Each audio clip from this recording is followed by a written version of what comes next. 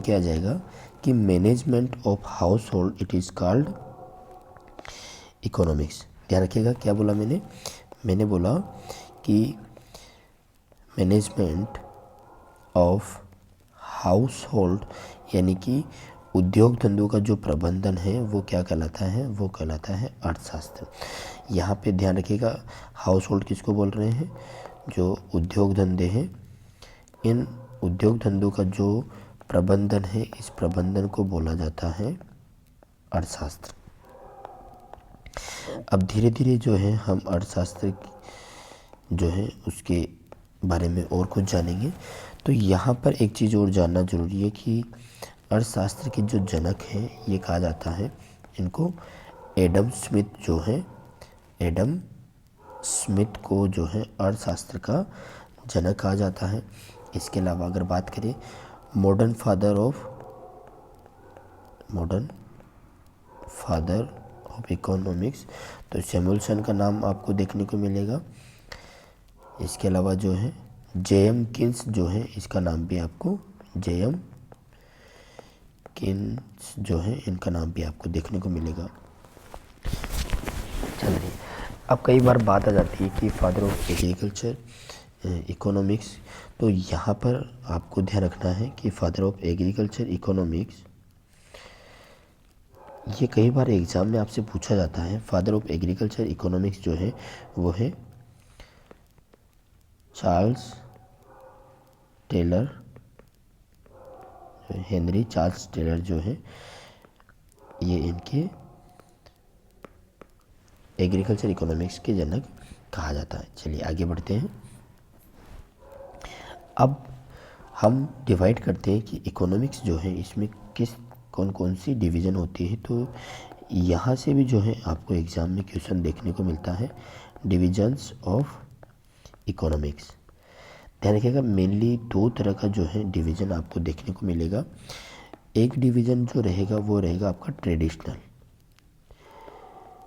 जिसको मैं ये बोलूँ कि इसको ट्रेडिशनल अप्रोच जो है उसके आधार पे जो है ट्रेडिशनल अप्रोच जो है उसके आधार पे डिवाइड किया गया है। तो ट्रेडिशनल अप्रोच के अंदर आपको जो है सब्जेक्ट मैटर जिनके बारे में हम स्टडी करते हैं, जिसके अंदर आपको देखने को मिलेगा कंजप्शन, इसके अलावा प्रोडक्शन, कंजप्शन हो गया आपका, इसके अलावा हो गया आपका प्रोडक्शन। थर्ड नंबर पे जो है आपको देखने को मिलेगा एक्सचेंज। फोर्थ नंबर पे जो देखने को मिलेगा आपको वो है डिस्ट्रीब्यूशन। ध्यान रखिएगा कि कुछ बुक्स के अंदर जो है पब्लिक फाइनेंस जो है उसको भी कंसिडर किया गया है, पब्लिक फाइनेंस जो है। चलिए यहाँ तक आप लोगों को समझ में आ चुका है कि ट्रेडिशनल अप्रोच जो है उसके आधार पे traditionally the subject matter of economics can be studies under 4 division consumption, production, exchange, distribution.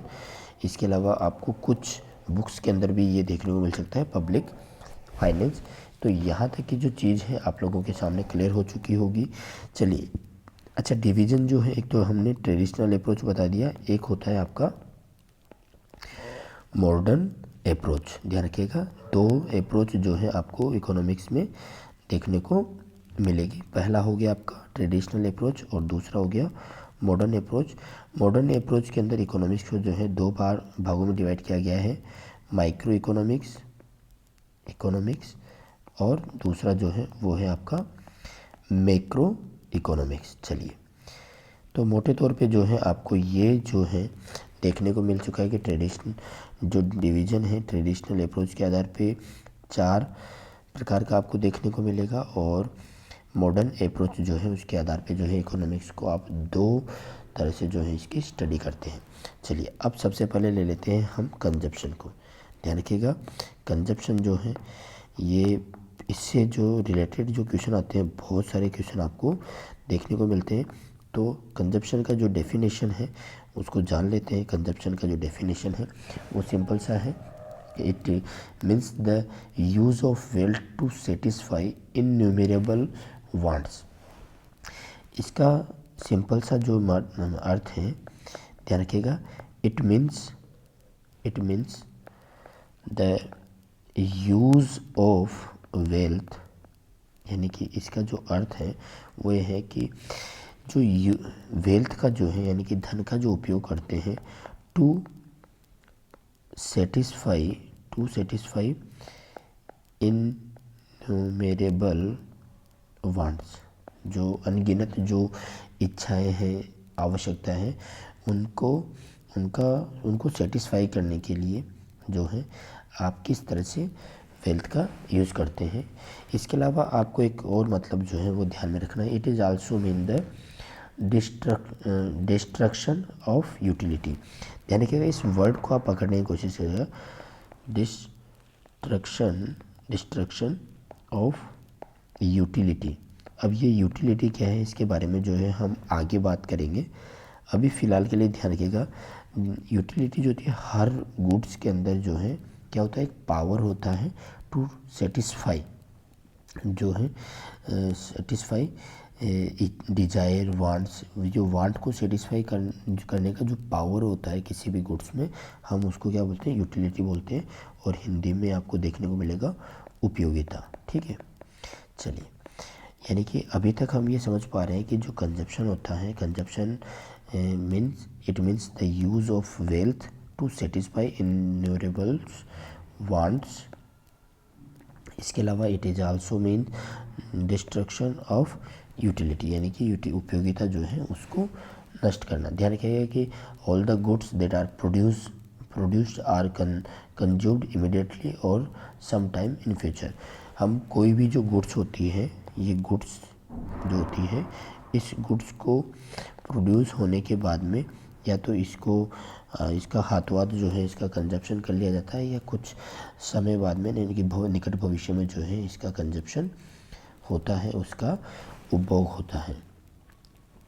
तो यहाँ पर आप मोटा तौर पे ये देखें कि हम कंजप्शन में करते क्या है एक्चुअली में, किसी भी जो गुड्स के अंदर जो यूटिलिटी होती है, यानी कि हर गुड्स के अंदर क्या होती है, यूटिलिटी होती है। ठीक है, इस यूटिलिटी को जो है हम नष्ट करते हैं, डिस्ट्रॉय करते हैं। ठीक है, तो ये जो प्रक्रिया होती है ये कहलाती है हमारी कंजप्शन। चलिए, अगला जो है उसको वो ले लेते हैं आपके प्रोडक्शन को, यानी कि प्रोडक्शन जो है वो क्या होता है। प्रोडक्शन को समझने से पहले थोड़ा सा इसका हिंदी में आप जो है इसका लिख लीजिए। इसको बोलते हैं अपन उत्पादन, यानी कि प्रोडक्शन को हम क्या बोलेंगे, उत्पादन बोलेंगे। It is the activity that help to create utility. यहाँ पे जो कुछ हम देख रहे हैं ये यूटिलिटी का बहुत शानदार खेल है इसके अंदर। ध्यान रखिएगा, यूटिलिटी जो है इसका हम क्या कर रहे हैं, क्रिएशन कर रहे हैं, यानी कि हम यूटिलिटी को क्या कर रहे हैं, क्रिएट कर रहे हैं।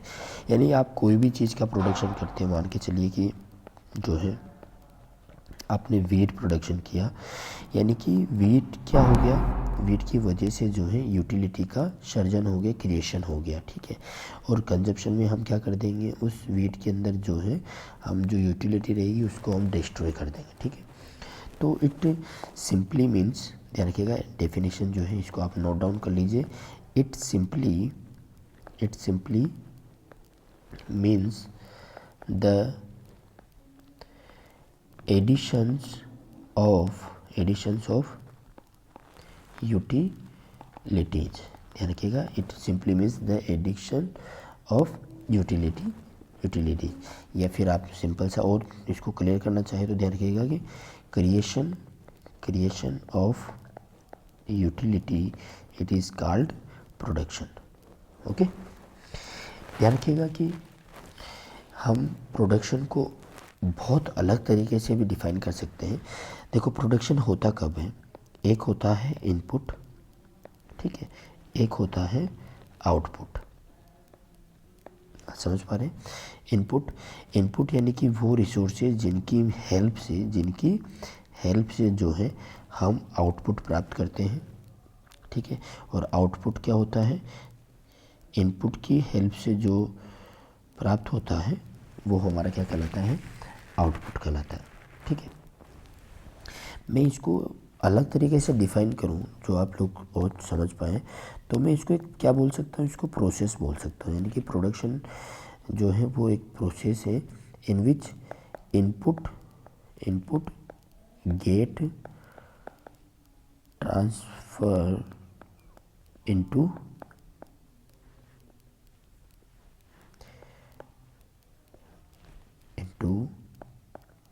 आउटपुट।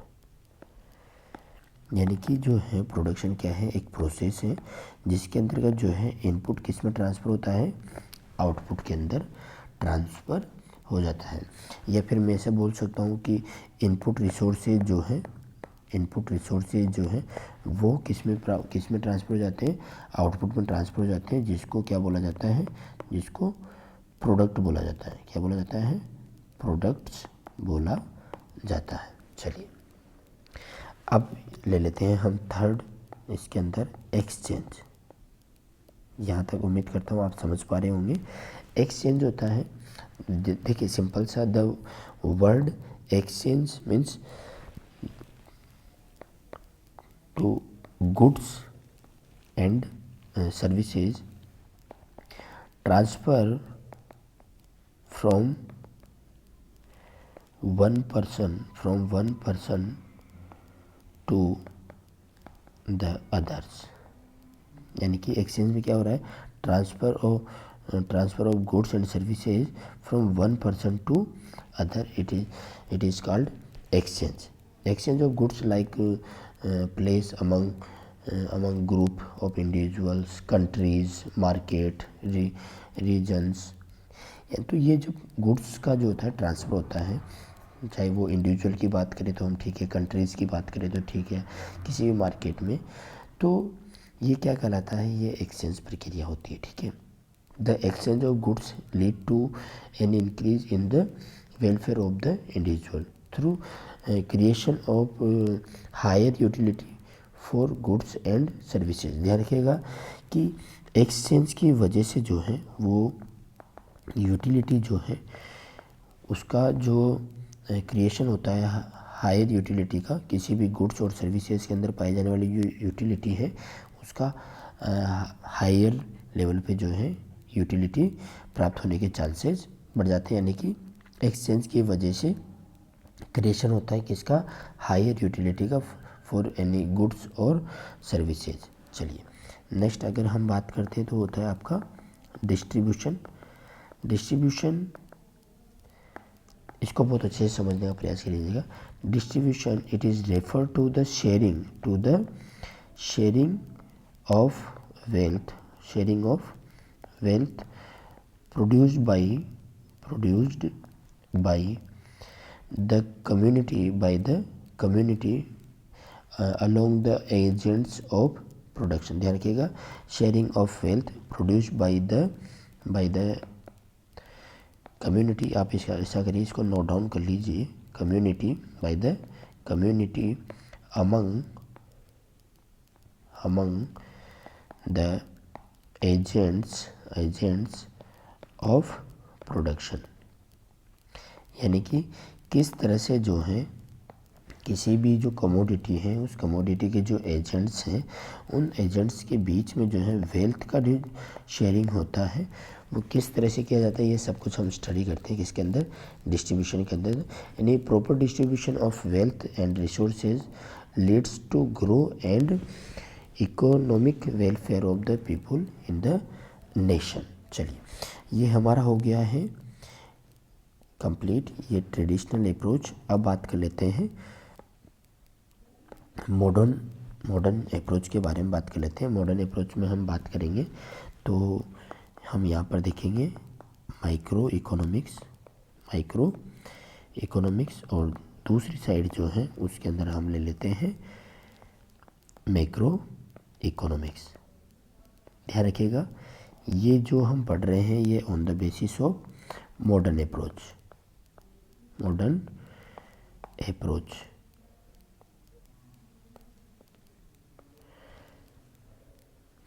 चलिए सबसे पहले ध्यान रखिएगा कि माइक्रो इकोनॉमिक्स जो है MICRO माइक्रो इकोनॉमिक्स जो है ये ग्रीक भाषा का शब्द है। चलिए जो ग्रीक भाषा का जो शब्द है जिसको बोलते हैं MICROS माइक्रोज उससे लिया गया है। इसका मतलब होता है स्मॉल। ध्यान रखिएगा क्या मतलब होता है इसका मतलब होता है स्मॉल। ठीक है। In other words micro means millionths part. ठीक है। इसका हम और भी मतलब निकाले तो मिलियंथस पार्ट जो है ये बोला जाता है। It is otherwise known as price theory. ध्यान रखिएगा कि आपसे एग्जाम में पूछ लिया जाता है प्राइस थ्योरी किसको बोला जाता है। प्राइस थ्योरी जो है उस नाम से भी इसको जाना जाता है। यानी माइक्रो इकोनॉमिक्स जो है it is also known as price theory. ये इम्पोर्टेंट है, इसको आप स्टार लगा लीजिए, ये आपको एग्ज़ाम में देखने को मिलता है। ध्यान रखिएगा कि it is a focus on price distribution. ध्यान रखिएगा इसका जो फोकस होता है वो होता है प्राइस डिटर्मिनेशन जो है उसके ऊपर माइक्रो इकोनॉमिक्स जो है उसका फोकस होता है। माइक्रो इकोनॉमिक्स जो है फंडामेंटली ध्यान रखिएगा कि fundamentally deals with economical behaviour of individual economic unit. यानी कि ये इंडिविजुअल लेवल पे जो है ये fundamentally deals with economic behaviour. यानी कि जो इकोनॉमिक बिहेवियर है इस इकोनॉमिक बिहेवियर का वो इंडिविजुअल लेवल पे जो है स्टडी करने का काम करता है। किस लेवल पे? ध्यान रखिएगा कि यहाँ पर आपको इंडिविजुअल जो लेवल है यहाँ पर स्टडी देखने को मिलेगा। चलिए इसके अलावा बात करें, it is concern with the flow of goods and services from business firm to consumer and also the flow of resources of their services from resources owner to business firm. ध्यान रखिएगा कि micro economics cover theory of consumer behaviour. Micro economics जो है ये किसको cover करता है? Consumer behaviour की जो थ्योरी है, कंज्यूमर बिहेवियर की जो थ्योरी है उसको ये कवर करता है। इसके अलावा ध्यान रखिएगा कौन सी थ्योरी को? ये थ्योरी ऑफ वैल्यू जो है ये इसको भी कवर करता है। चलिए थ्योरी ऑफ वैल्यू का मतलब जो product pricing and factor pricing होता है वो वाली। चलिए इसके अलावा जो थ्योरी ऑफ कंज्यूमर वेलफेयर है, थ्योरी ऑफ कंज्यूमर वेलफेयर ये उसको भी कवर करता है। तो मोटा मोटा देखिए कि आपको ये सारी चीज़ें जो है जब डिफरेंस बिटवीन इस तरह का क्वेश्चन आपको देखने को मिले तब आपको ध्यान में रखना है। माइक्रो इकोनॉमिक्स जो है ग्रीक भाषा के माइक्रो से लिया गया है जिसका मतलब होता है समल। इसके अलावा इसको प्राइस थ्योरी बोला जाता है। ये प्राइस डिटर्मिनेशन जो है उसमें काम आता है। ये इंडिविजुअल जो है लेवल पे जो है इंडिविजुअल यूनिट के लिए इकोनॉमिकल बिहेवियर को देता है। कुछ थ्योरी जो है ये उनको कंसिडर करता है, जैसे कंज्यूमर बिहेवियर हो गया, थ्योरी ऑफ वैल्यू हो गया, थ्योरी ऑफ कंज्यूमर वेलफेयर हो गया। चलिए अब बात कर लेते हैं मैक्रो इकोनॉमिक्स की। ध्यान रखिएगा कि ये भी ग्रीक भाषा के शब्द से लिया गया है। ग्रीक भाषा का जो शब्द है उसका नाम है MAKROS। अच्छा, इसका जो मतलब होता है वो होता है लार्ज। ध्यान रखा जी कि माइक्रो इकोनॉमिक्स आल्सो मतलब अदरवाइज कॉल्ड इनकम थ्योरी। ध्यान रखिएगा इसको क्या बोला जाता है? इनकम थ्योरी बोला जाता है। जबकि माइक्रो इकोनॉमिक्स को बोला जाता है प्राइस थ्योरी, मैक्रो इकोनॉमिक्स को बोला जाता है इनकम थ्योरी। यहाँ से क्वेश्चन जो है 100% आता ही आता है। चलिए, it treat the economic system as whole rather than treating the individual economic unit. यानी कि यहाँ पर हमने देखा कि ये जो है वो एक इंडिविजुअल लेवल पे काम करता है, जबकि ये जो होता है वो एक लार्ज लेवल पे यानी कि होल इकोनॉमिक जो है सिस्टम उस पर ये काम करता है। यानी कि इंडिविजुअल लेवल पे करने वाला है माइक्रो इकोनॉमिक्स और बड़े स्केल पे करने वाला मैक्रो इकोनॉमिक्स। चलिए, तो macro economics is concern with the value of the overflow of the goods and value of overflow of resources, thus it cover the theory of income. ध्यान रखिएगा कि ये जो है थ्योरी ऑफ इनकम उसको cover करता है। इसके अलावा अगर हम बात करें तो इनकम एंड एम्प्लॉयमेंट जो है ये इसको कवर करता है। चलिए, इसके अलावा अगर हम बात करें अदर थ्योरी की, तो theory of money and prices जो है ये उसको कवर करता है। इसके अलावा बात करें तो बैंकिंग जो है, हम जो स्टडी करते हैं बैंकिंग की, वो मैक्रो इकोनॉमिक्स के अंदर थ्योरी ऑफ इकोनॉमिक गुड्स जो है ये जो है उसको भी कवर करता है। तो ये कुछ थ्योरीज हैं जो कि आपको ध्यान में रखना है जब डिफरेंस बिटवीन में आप लिखेंगे थ्योरी ऑफ इकोनॉमिक ग्रोथ। इसके अलावा micro economics theory of distribution, general equilibrium analysis, policy formulation and analysis. तो यहाँ पर एक चीज़ मैं आपको और बता दूँ कि पहले हम जब बात कर रहे थे ये कौन से लेवल पे काम करता है, इंडिविजुअल लेवल पे काम करता है। तो यहाँ पर डिफरेंस बिटवीन में आप ऐसा कर सकते हो कि जब आप यहाँ पर इंडिविजुअल जो लेवल पे जब हम बात करेंगे, तो जब मैक्रो इकोनॉमिक्स की बात की जाएगी तो ये जो स्टडी करता है, यानी कि it is the concern with the study of aggregate level. ध्यान रखिएगा, एग्रीगेट लेवल पे जो है ये काम करता है। चलिए, यहाँ तक जो है आपको समझ में आ चुका होगा, क्योंकि जैसे between the micro economics and macro economics both are essential for through understanding of the economy. दोनों जो है इनकी बहुत ज़रूरत है अगर हमको इकोनॉमी को जानना है। तो ध्यान रखिएगा, पहले हम बात कर चुके हैं कि इकोनॉमिक्स जो है वो ग्रीक भाषा की इकोनॉमिक्स से लिया गया है। ओके, उसका मतलब होता है हाउस होल्ड, और नोमस का मतलब होता है मैनेजमेंट। यानी कि मैं बोलूँ कि management of house hold it is called economics. तो मीनिंग जब भी आपसे कोई बोलेंगे तो आप ये बोलेंगे। इनके फादर के बारे में हम बात कर चुके हैं। अब थोड़ा सा इसकी डेफिनेशन को जो है आप लोग करेंगे। हम पार्ट नंबर जो है सेकंड के अंदर जो है इसके बारे में चर्चा करेंगे। चलिए, इसके लिए thank you so much video देखने के लिए। अभी तक अगर आपने हमारी एप्लीकेशन जो है अगर उसको डाउनलोड नहीं किया है तो जाइए फटाफट से और उसको डाउनलोड कर लीजिए। एग्रीकल्चर डाइजेस्ट जो है ये एप्लीकेशन जो है आपको प्ले स्टोर पे देखने को मिल जाएगी। प्ले स्टोर पे जाइए, सिंपल सा आपको टाइप करना है एग्रीकल्चर डाइजेस्ट। ये लोगो जो है आपको देखने को मिलेगा। तो फटाफट से जाइए और अभी जो है एग्रीकल्चर डाइजेस्ट एप्लीकेशन को डाउनलोड करिए। Thank you so much.